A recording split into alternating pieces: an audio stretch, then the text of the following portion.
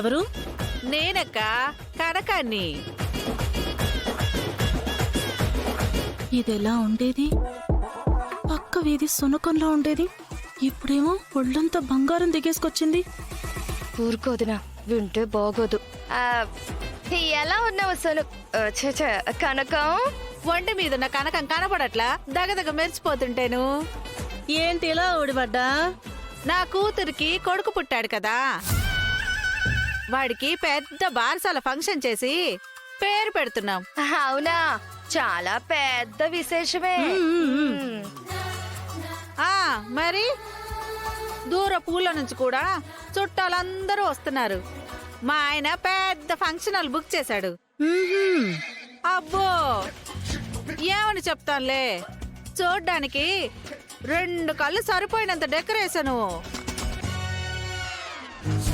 ఎంత తిన్నా తరగనంత ఎరైటీలతో భోజనాలు కూడా పెడుతున్నాం. మరి ఆకన్న తాంబూలం లేదా మరి? అది లేకపోతే ఎలా మాట వచ్చేదు? ఊళ్ళో వాళ్ళందరి దగ్గర అప్పులు చేసి నానా మాటలు అనిపించుకున్న విషయం మర్చిపోయినట్టుంది. ఏమంటున్నావక్క? అదే, వంటలు ఎవరు చేశారా అని. మనం ఎందుకు చేస్తాం? ఒకే రకమైన డ్రెస్సులు వేసుకొని వడ్డిస్తారు కదా, అలానే ఏమంటారు? క్యాటరింగ్ వాళ్ళు. ఆ వాళ్ళకిచ్చా మాటరు. ఇచ్చారు. ఆ మరి రావద్దునా, బాగున్నావా? బాగున్నాను కనకం. చాలా మారిపోయావు. మారకుండా ఎప్పుడు ఒకే మాదిరిగా ఉంటే ఏం బాగుంటుంది వదినా? ఏంటి విశేషం? మా మనవడికి బారసాల ఫంక్షన్ చేస్తున్నాం వదినా.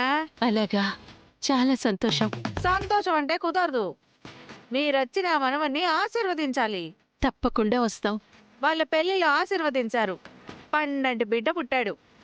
ఇప్పుడు వాణ్ణి కూడా ఆశీర్వదిస్తే పెరిగి పెద్దోడై మహారాజంత తోడవుతాడు.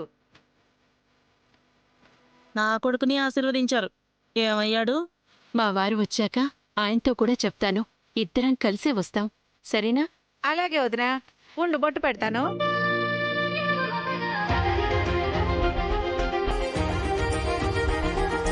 నిన్నిలా చూస్తుంటే సంతోషంగా ఉంది కనకం. ఆ నీ నోటి సెలవుదినా, మేం కష్టాల్లో ఉన్నప్పుడు బాగుపడతారులే అన్నావు.